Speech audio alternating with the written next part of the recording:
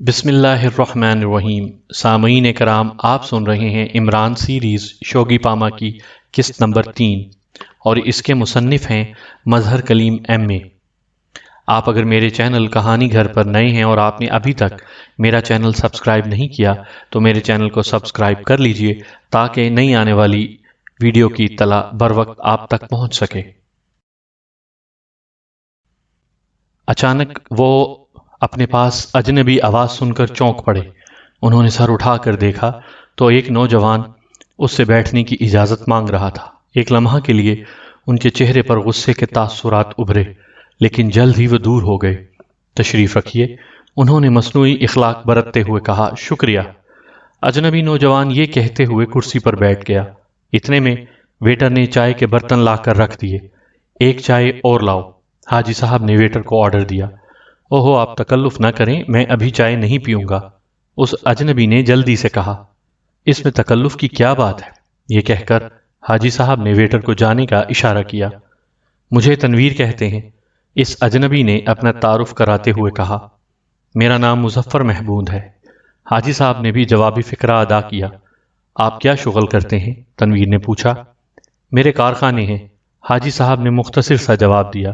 اوہو، آپ حاجی مظفر محمود تو نہیں، ملک کے مشہور تاجر؟ تنویر نے حیران ہوتے ہوئے کہا۔ جی ہاں، میں وہی ہوں۔ حاجی صاحب نے اپنی تعریف سن کر ذرا تفاخرانہ لہجے میں کہا۔ آپ سے مل کر بہت خوشی ہوئی، میں سوچ بھی نہیں سکتا تھا کہ آپ سے اس طرح اچانک ملاقات ہو جائے گی۔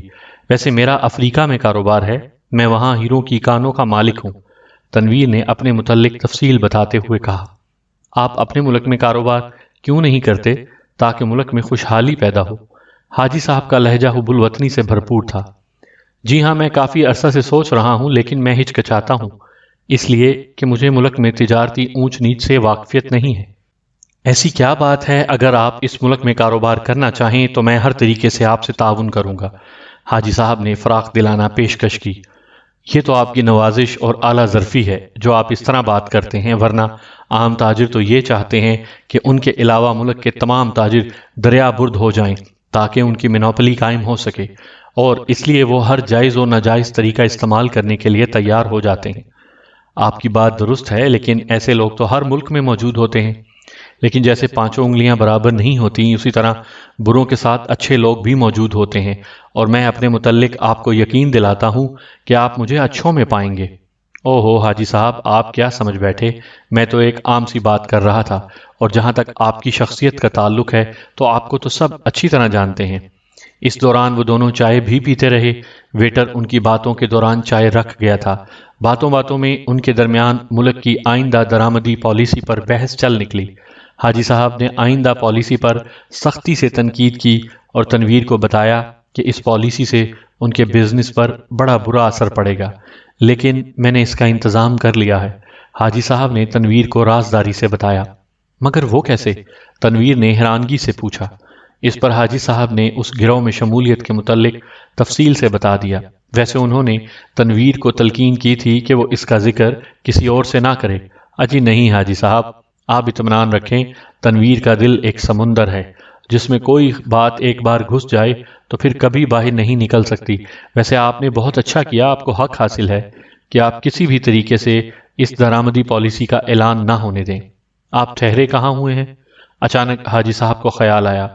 میری شہر میں آبائی کوٹھی ہے، ویسے میں آج رات کی فلائٹ سے باہر جا رہا ہوں، اور اب میں نے فیصلہ کر لیا ہے کہ ان قریب افریقہ سے یہاں مستقل طور پر آباد ہو جاؤں۔ آپ کی باتوں نے مجھے بے حد اطمینان بخشا ہے۔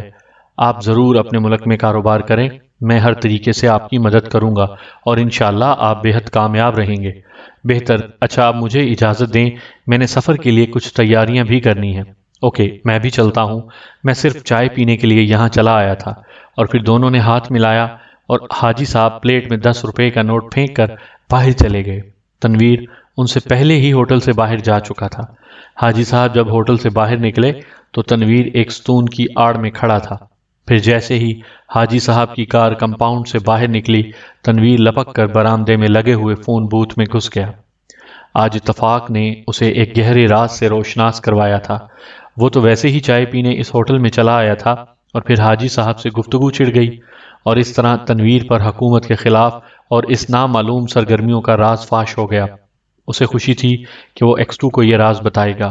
اس نے پھرتی سے ریسیور اٹھا کر ایکس 2 کے مخصوص نمبر گھمائے۔ چند ہی لمحوں میں سلسلہ مل گیا۔ ہیلو، ایکس 2 کی مخصوص آواز تنویر کے کان میں پڑی۔ میں تنویر بول رہا ہوں جناب، تنویر نے مؤدبانہ انداز میں جواب دیا۔ کیا بات ہے تنویر؟ ایکس 2 نے پوچھا، اور تنویر نے حاجی صاحب سے اپنی گفتگو کی تمام تفصیلات سنا دیں۔ ویری گڈ تنویر، مجھے بہت خوشی ہوئی کہ تم اپنی آنکھیں اور کان کھلے رکھتے ہو۔ تنویر کا سینہ یہ سن کر خوشی اور فخر سے پھول گیا۔ تنویر، تم ایسا کرو کہ نئے میک اپ میں حاجی مظفر کی نگرانی کرو، اور اگر کوئی خاص بات ہو تو واچ ٹرانسمیٹر پر مجھے رپورٹ دے دینا۔ اور تنویر نے اوکے سر کہہ کر فون رکھ دیا اور فون بوتھ سے باہر نکل آیا۔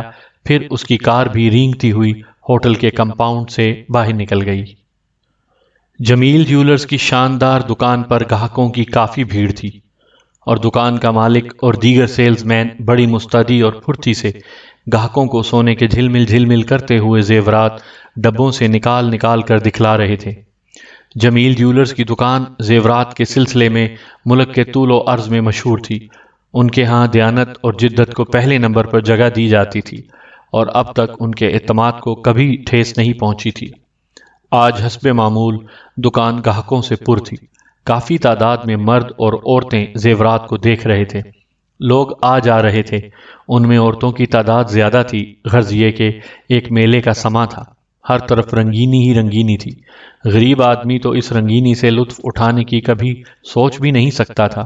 یہ امیروں کی دنیا ہے، اور امیر ہی اس میں خوش رہ سکتے ہیں۔ دکان کے باہر ایک لمبی کار آ کر رکی، اور ایک نوجوان مرد جس نے بہترین تراش کا سوٹ زیب تن کر رکھا تھا، ہاتھ میں ایک ڈبہ لیے تیزی سے سیڑھیاں چڑھتا ہوا دکان میں داخل ہوا اور سیدھا مینیجر کے پاس پہنچا اور ڈبہ اس کے سامنے رکھ دیا۔ فرمائیے، میں آپ کی کیا خدمت کر سکتا ہوں؟ مینیجر نے خوش اخلاقی سے پوچھا۔ یہ ڈبہ کھول کر دیکھیں۔ نوجوان کا لہجہ تلخ تھا۔ مینیجر نے بھی لہجے کی تلخی کو محسوس کر لیا، لیکن اس نے بجائے جواب دینے کے ڈبہ کھول لیا۔ اس میں ایک انتہائی خوبصورت ہار جگمگ جگمگ کر رہا تھا۔ ہار انتہائی خوبصورت اور قیمتی تھا۔ مینیجر نے ہار کو غور سے دیکھا، لیکن اس کی سمجھ میں کچھ نہ آیا کہ نوجوان کیا چاہتا ہے۔ اس نے دوبارہ پوچھا، یہ ہار پرسوں میری بیگم آپ کی دکان سے لے گئی تھی۔ نوجوان نے پراسرار انداز میں کہا، اچھا پھر؟ اب مینیجر بھی اکتا گیا تھا، کیونکہ اس نے دوسرے گاہکوں کو بھی نپٹانا تھا۔ یہ ہار نکلی ہے، نوجوان نے اسپاٹ لہجے میں کہا، لیکن مینیجر کو یوں محسوس ہوا جیسے بم پھٹ پڑا ہو۔ ساتھ کھڑے ہوئے گاہک بھی چونک پڑے، اور اب سب آنکھیں پھاڑ پھاڑ کر اس ہار کو دیکھ رہے تھے جیسے وہ اس صدی کا عجوبہ ہو۔ اس نوجوان کے لبوں پر زہریلی مسکراہٹ تھی۔ ایسا محسوس ہوتا تھا جیسے وہ لوگوں کی حیرت سے محفوظ ہو رہا ہو۔ یہ کیسے ہو سکتا ہے؟ آخر مینیجر کو قدرے ہوش آیا تو وہ بولا، آپ کے سامنے ہے۔ دکان میں ہلچل مچ گئی، لوگوں نے زیورات سے ہاتھ کھینچ لیے۔ دکان کے مالک جمیل بھائی تیزی سے مینیجر کے پاس پہنچے اور پوچھنے لگے کہ کیا بات ہے؟ جناب، یہ نوجوان ہار لے آئے ہیں اور کہتے ہیں کہ پرسوں ان کی بیگم یہ ہار یہاں سے لے گئی ہیں۔ اب یہ کہتے ہیں کہ یہ نکلی ہے۔ مینیجر نے تفصیل بتاتے ہوئے کہا، نکلی ہے؟ سیٹھ نے حیرت سے ہار کو اٹھاتے ہوئے کہا۔ غور سے دیکھنے پر سیٹھ نے محسوس کر لیا کہ ہار واقعی نکلی ہے، لیکن بڑی خوبصورتی سے بنایا گیا تھا۔ معاف کیجئے، کیا آپ ہماری دکان کا جاری شدہ کیش میمو دکھا سکتے ہیں؟ سیٹھ نے نوجوان سے کہا۔ جی ہاں، دیکھیے۔ نوجوان نے جیب سے کیش میمو نکال کر سیٹھ کے سامنے رکھ دیا۔ سیٹھ نے غور سے دیکھا، کیش میمو واقعی ہی انہی کی دکان کا تھا اور ایک دن پہلے جاری کیا گیا تھا۔ سیٹھ چکرا گیا کہ یہ معاملہ کیا ہے۔ ہار واقعی ان کی دکان سے فروخت کیا گیا تھا، لیکن یہ ہار نکلی کیسے بن گیا؟ ہمارا اصلی والا ہار کہاں ہے؟ سیٹھ نے نوجوان سے مخاطب ہو کر کہا۔ کیا مطلب؟ یہی ہار ہے اور یہ نکلی ہے۔ مجھے افسوس ہے کہ آپ ڈھنڈورا تو ہمیشہ دیانت کا پیٹتے ہیں اور مال نکلی فروخت کرتے ہیں۔ آپ سیدھی طرح یہ ہار واپس کر کے اس کی رقم لوٹا دیجئے، ورنہ میں پولیس کو اطلاع کر دوں گا، اور پھر آپ کی یہ دیانت اور شہرت خاک میں مل جائے گی۔ نوجوان نے انتہائی تلخی سے جواب دیا۔ آپ مجھے بلیک میل کرنا چاہتے ہیں؟ اصلی ہار کے بدلے میں نکلی ہار واپس کر رہے ہیں؟ سیٹھ نے بھی تلخی سے جواب دیا، اور پھر مینیجر سے مخاطب ہو کر کہا، ذرا پولیس کو فون کرو، ابھی معاملہ صاف ہو جاتا ہے۔ یہ سن کر نوجوان کے چہرے کا رنگ ذرا بدلا، لیکن جیسے ہی مینیجر نے آگے بڑھ کر فون کو ہاتھ لگایا، نوجوان 2 قدم پیچھے ہٹا اور اب اس کے ہاتھ میں ریوالور چمک رہا تھا اور چہرے پر کرختگی اور درستگی چمک رہی تھی۔ اس کے ہاتھ میں ریوالور دیکھ کر سب چونک پڑے۔ خبردار جو کسی نے بھی حرکت کی، نوجوان نے چیخ کر کہا۔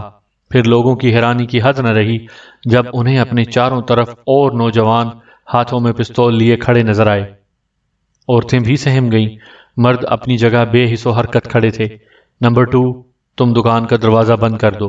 اس نوجوان جو ان کا سرغنہ معلوم ہوتا تھا نے ایک پستول بردار نوجوان کی طرف مخاطب ہو کر کہا۔ اس نے پھرتی سے آگے بڑھ کر دروازہ بند کر دیا۔ نوجوان کے ایک ساتھی نے آگے بڑھ کر شوکیسوں اور کاؤنٹر میں رکھے ہوئے زیورات کے ڈبے نکال کر کاؤنٹر پر رکھنے شروع کر دیے۔ ایک نے بڑھ کر تجوری کا دروازہ کھولا اور اس میں پڑے ہوئے روپے اور خالص سونے کی ڈلیاں نکالنی شروع کر دیں۔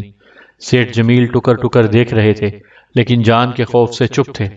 جب سب مال سمیٹا جا چکا تو ایک نے آگے بڑھ کر دروازہ کھول دیا اور سامان کی گٹھڑی اٹھا کر کار میں رکھی، اور باقی لوگ بھی آہستہ آہستہ دروازے کی طرف کھسکنے لگے اور پھرتی سے دکان سے باہر نکل گئے۔ ان کی سرگنا نے ایک کارڈ جیب سے نکال کر سامنے پھینکا، لیکن ابھی وہ مڑ ہی رہا تھا کہ سڑک پر پولیس کی وین رکی اور پھر گولیاں چلنے کی آوازیں آنے لگیں۔ اس نوجوان نے لپک کر کار کا دروازہ کھولا اور اندر گھس گیا۔ پھر اندھا دھند گولیاں چلنے لگیں، دکانیں دھڑا دھڑ بند ہونے لگیں۔ یہ سب کچھ اس طرح ہوا کہ ساتھ والے دکاندار نے اچانک دکان بند ہوتے دیکھ کر یہ احساس کیا کہ شاید کوئی گڑبڑ ہو۔ اس نے پولیس کو فون کر دیا۔ نتیجے میں اب دونوں طرف سے گولیوں کا تبادلہ ہو رہا تھا۔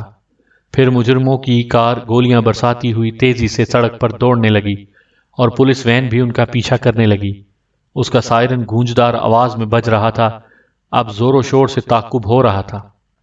اچانک مجرموں کی کار ایک سڑک پر مڑ گئی، پولیس وین بھی اس طرف مڑ گئی۔ یہ سڑک ساحل سمندر کی طرف جاتی تھی، اس لیے بالکل ویران تھی۔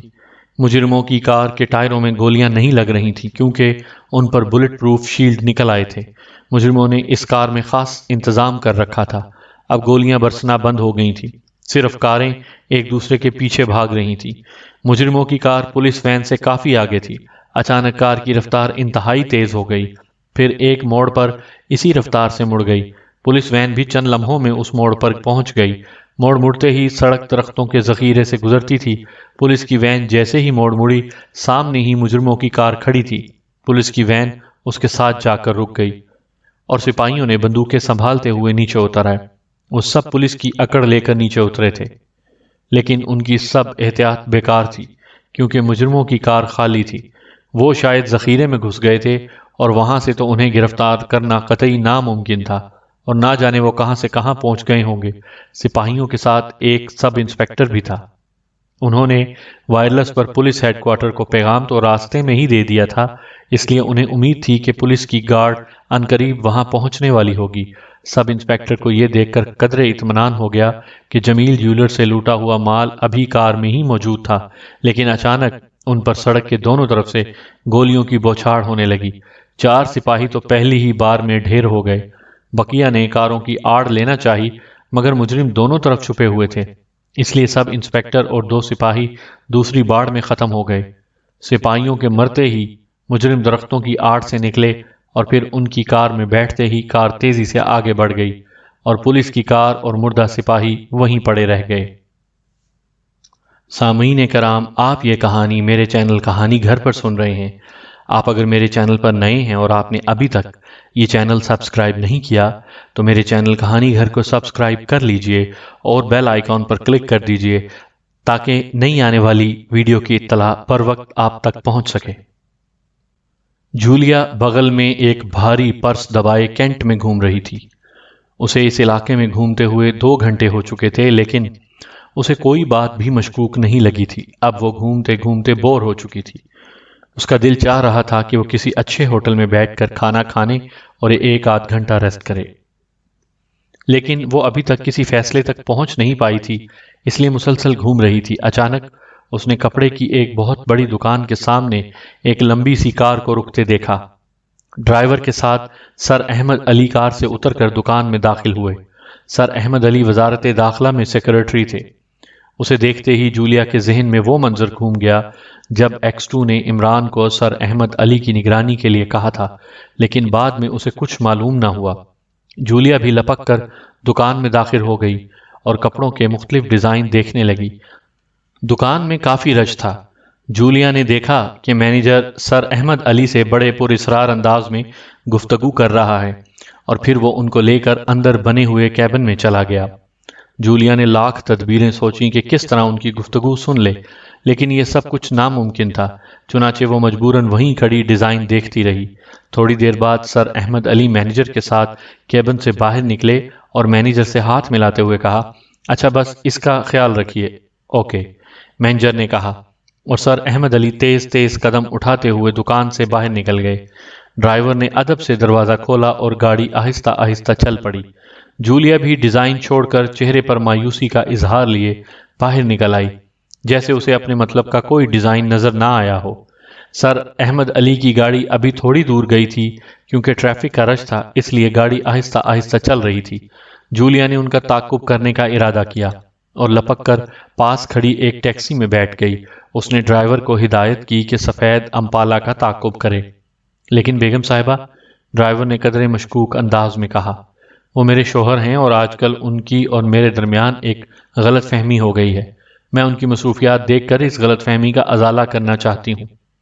جولیا نے تفصیل سے اسے بتا کر مطمئن کر دیا، اور ڈرائیور جولیا کا رکھ رکھاؤ دیکھ کر خاموش ہو گیا۔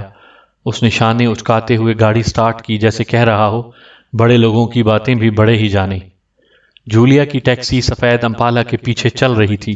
ان کے درمیان ایک اور گاڑی تھی۔ ڈرائیور شاید تعاقب کے سلسلے میں کافی مشتاق معلوم ہوتا تھا، کیونکہ اس نے درمیانی گاڑی سے ٹیکسی آگے بڑھانے کی کوشش نہ کی تھی، تاکہ آگے جانے والی گاڑی میں بیٹھے ہوئے صاحب کو تعاقب کا شک نہ ہو۔ تھوڑی دیر بعد امپالا وسیع اور قدرے صاف سڑک پر مڑ گئی۔ اب اس کی رفتار بھی بڑھ گئی تھی۔ ٹیکسی کافی فاصلے سے اس گاڑی کے پیچھے لگی ہوئی تھی۔ جولیا چکنی بیٹھی متواتر آگے جانے والی گاڑی کو دیکھ رہی تھی۔ جب وہ شہر میں داخل ہوئے تو اسے ایک بک سٹال پر صفتر نظر آیا۔ جولیا نے ڈرائیور کو صفتر کے پاس ٹیکسی روکنے کا کہا۔ پھر جیسے ہی صفتر کی نظر ٹیکسی میں بیٹھی ہوئی جولیا پر پڑی، وہ لپک کر اس کے پاس آیا۔ جولیا نے آہستہ سے دروازہ کھول دیا اور صفتر کے اندر بیٹھتے ہی کہا۔ ٹیکسی ڈرائیور نے جولیا کا اشارہ پا کر ٹیکسی چلا دی۔ سفید امپالا بہت آگے ایک موڑ مڑ رہی تھی۔ جلد ہی وہ نظروں سے اوجھل ہو گئی، لیکن ڈرائیور نے رفتار انتہائی تیز کر دی، اور پھر موڑ مڑتے ہی انہیں دور جاتی ہوئی امپالا نظر آ گئی۔ جولیا نے اس دوران صفتر کو انگلش میں تمام تفصیلات بتا دیں۔ صفتر نے کہا، جولیا، ہو سکتا ہے کہ عمران کو یہ سب کچھ پہلے ہی معلوم ہو، محنت کہیں رائگاں نہ جائے۔ کوئی بات نہیں، میرے خیال میں تو کچھ واقعات اس طرح پیش آئے ہیں کہ عمران شاید ان میں پھنس کر اس طرف توجہ نہ دے سکا ہو سکتا ہے، چلو کچھ بھی ہو، ظاہر ہو جائے گا۔ پھر وہ چپ ہو کر امپالا کی طرف دیکھنے لگے۔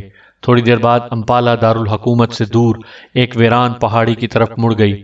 یہ پہاڑی بے برگو گیا تھی۔ یہ صدیوں سے اس طرح ویران ہی چلی آ رہی تھی، اور پتہ نہیں دارالحکومت سے اتنے نزدیک ہونے کے باوجود حکومت نے اس پر توجہ کیوں نہیں دی تھی، نہیں تو یہ ایک بہترین پکنک پوائنٹ بن سکتا تھا۔ جولیا، تم نے آج کا اخبار دیکھا ہے؟ صفتر نے اچانک کہا۔ نہیں، کیا خاص بات ہے؟ جولیا نے چونکتے ہوئے کہا، اب شوگی پاما اوچھے ہتھ کھنڈوں پر اتر آیا ہے۔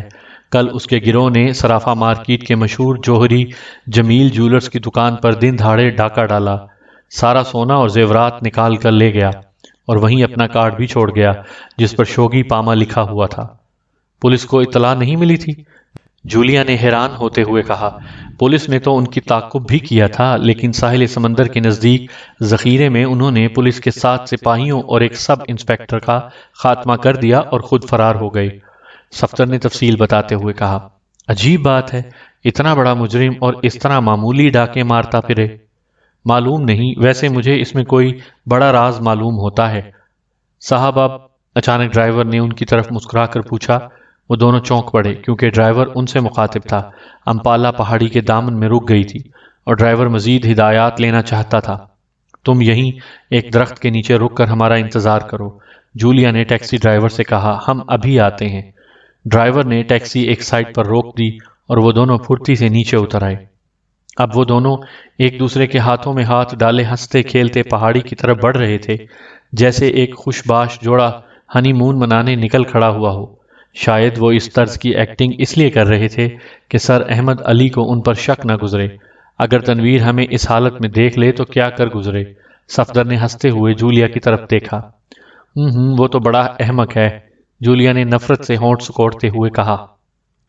ویسے وہ اپنے دل سے مجبور ہے، صفدر نے جولیا کو مزید چھیڑتے ہوئے کہا۔ صفدر بھی آج چھیڑ چھاڑ کے موڈ میں تھا۔ لعنت بھیجو اس پر، نہ جانے ایکس2 نے ایسے نکمے آدمی اپنے محکمے میں کیوں رکھے ہوئے ہیں۔ جولیا اکتائی ہوئی معلوم ہونے لگی۔ نہیں جولیا، ویسے وہ آدمی کام کا ہے، بس عشق نے غالب نکما کر دیا۔ صفدر نے ٹکڑا لگایا اور جولیا کھل کھلا کر ہنس پڑی۔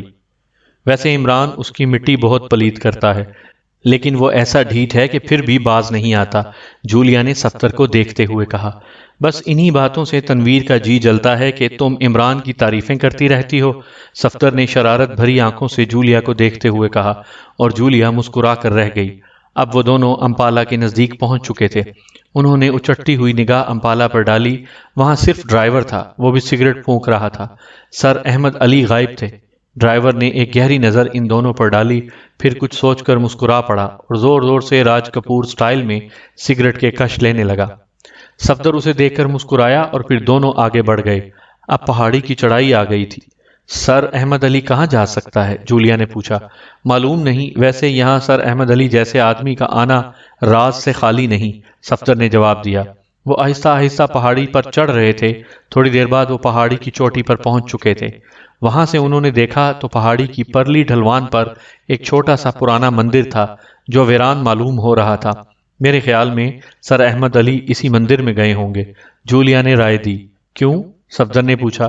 کیونکہ اس کے علاوہ اور ایسی یہاں کوئی جگہ نہیں ہے جہاں سر احمد علی جا سکتے ہیں۔ لیکن اس مندر میں کیا کام ہو سکتا ہے؟ یہ تو مندر میں جا کر ہی معلوم ہوگا کہ اصل حقیقت کیا ہے۔ پھر وہ آہستہ آہستہ مندر کی طرف بڑھنے لگے۔ مندر بالکل ویران تھا۔ وہ پہلے تو مندر کے پاس سے ہوتے ہوئے گزر گئے، کافی دور جا کر وہ واپس مڑے۔ میرے خیال میں مندر کو اندر سے چیک کرنا چاہیے، صفدر نے رائے دی۔ لیکن ہمارا مندر میں یوں اچانک چلے جانا ہمارے لیے خطرناک بھی ہو سکتا ہے، جولیا نے رائے دیتے ہوئے کہا۔ تو پھر تم یہیں ٹھہرو، میں اندر جا کر دیکھتا ہوں۔ اگر خطرے والی بات ہوئی تو ایکس2 کو واچ ٹرانسمیٹر پر اطلاع دے دینا۔ یہ ٹھیک ہے، ہم دونوں کے بیک وقت پھنس جانے کے بجائے ایک آدمی کو ہی اندر جانا چاہیے۔ اور صفدر تیزی سے بڑھتا ہوا مندر کی طرف چلا گیا اور جولیا ایک بڑے پتھر کی اوٹ میں بیٹھ گئی۔ صفدر نے جیب میں ہاتھ ڈالے آہستہ آہستہ مندر میں داخل ہو گیا۔ مندر میں داخل ہوتے ہی ایک چھوٹا سا کمرہ نظر آیا جو بالکل ویران تھا۔ چاروں طرف مکڑیوں کے جالے تھے۔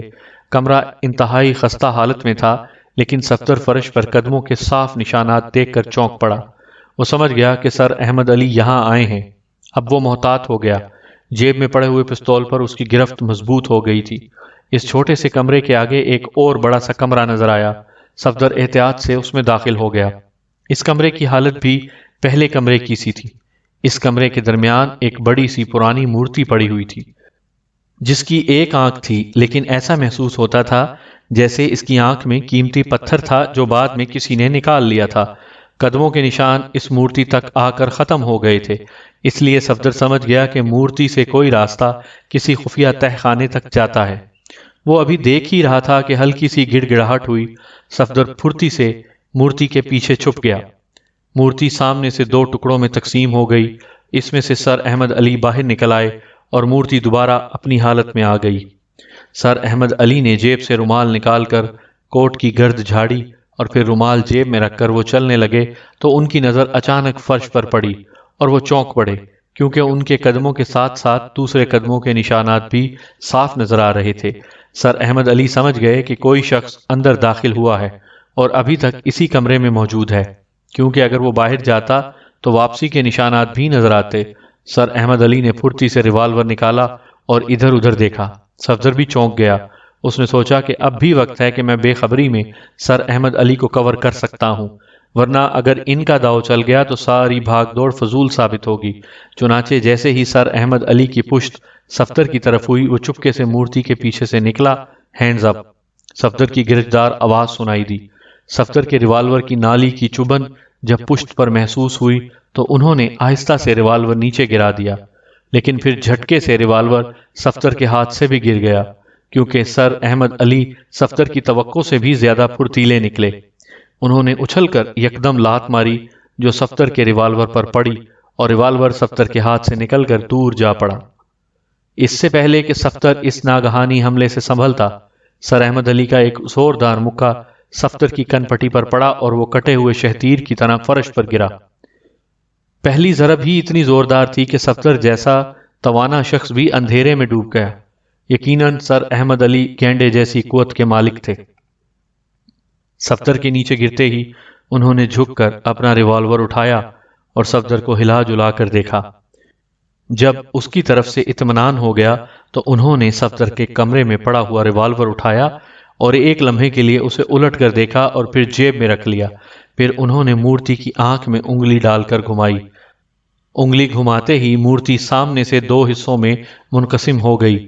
سر احمد علی نے صفدر کو اٹھایا اور کندھوں پر ڈال لیا اور مورتی میں گھس گئے۔ ان کے اندر جاتے ہی مورتی دوبارہ اپنی اصلی حالت میں آ گئی۔ مورتی کے اندر زینے بنے ہوئے تھے۔ وہ تیزی سے زینے اترتے چلے گئے۔ زینے چھوٹے سے ہال میں جا کر ختم ہوئے۔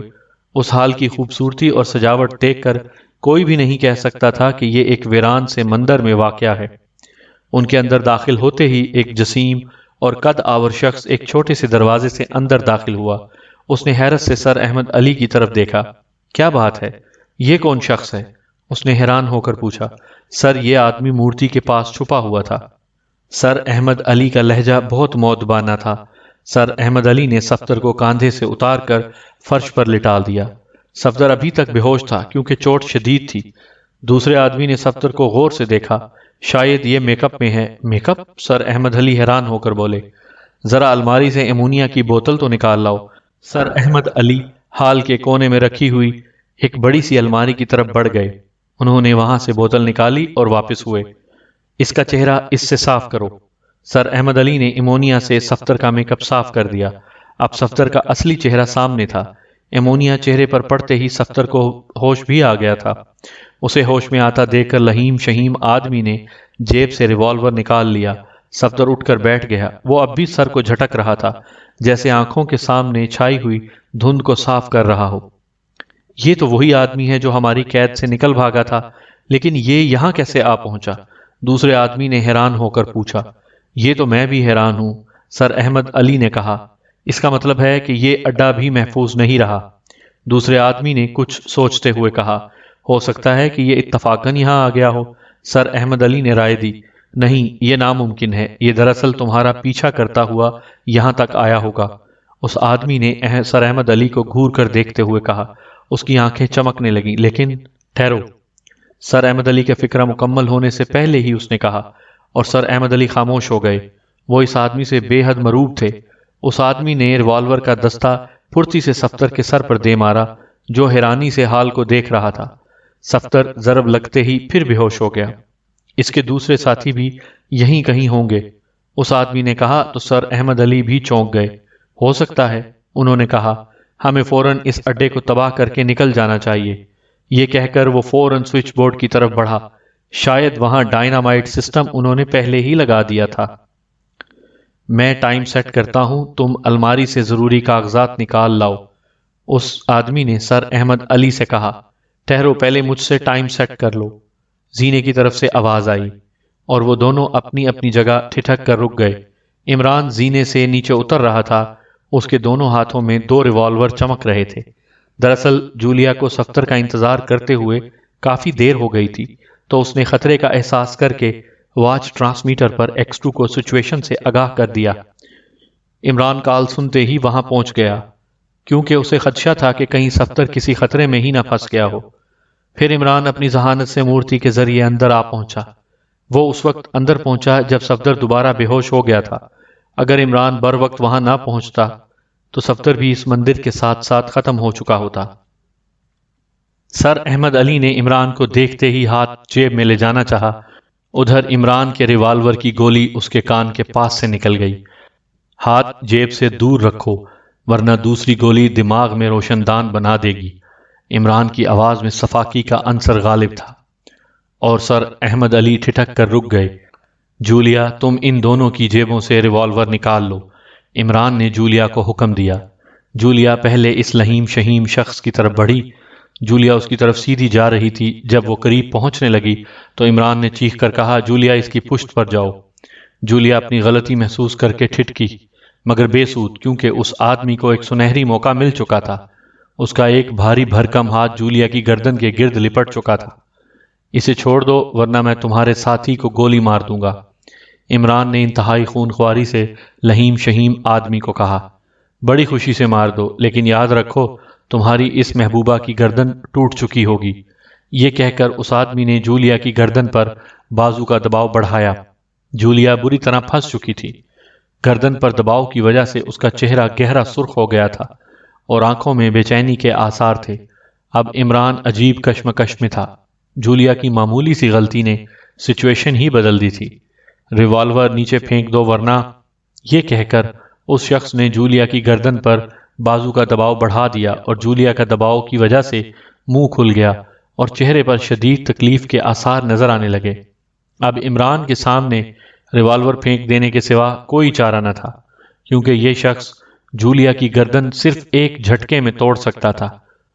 سامعین کرام، آپ سن رہے تھے عمران سیریز شوگی پاما کی قسط نمبر 3، اور آپ اگر میرے چینل کہانی گھر پر نئے ہیں اور آپ نے ابھی تک میرا چینل سبسکرائب نہیں کیا تو میرے چینل کہانی گھر کو سبسکرائب کر لیجئے اور بیل آئیکن پر کلک کر دیجئے تاکہ نئے آنے والی ویڈیو کی اطلاع بر وقت آپ تک پہنچ سکے۔